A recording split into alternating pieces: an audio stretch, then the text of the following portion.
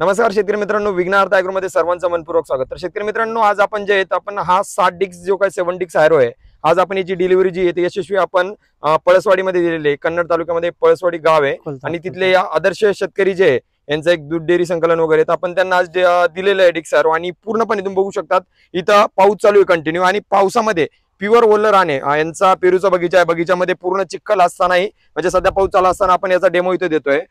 दादा, आपल्याला कुठून माहिती भेटली होती आपल्या मशीन बद्दल?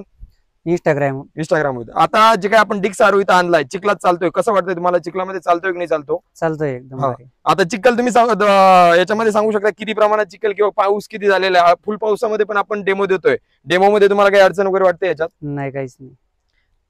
आज दिवसभर पाऊस चालू आहे तरी चालतोय।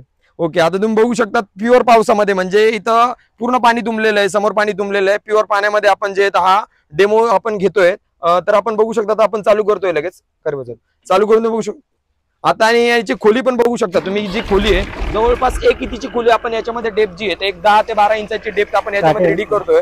त्यानंतर हा 7 डिक्स जो हॅरो आहे यामध्ये 7 डिक्स दिलेले आहे। या डिक्स मध्ये कुठल्याही प्रकारचं तुम्हाला पेंट वगैरे चिक्कर वगैरे लटकलेला दिसत नाही।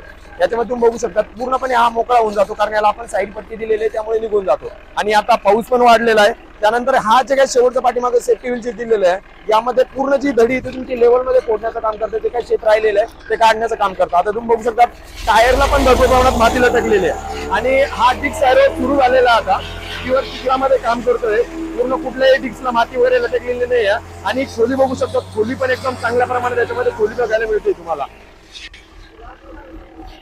समोर काहीतरी लागतो।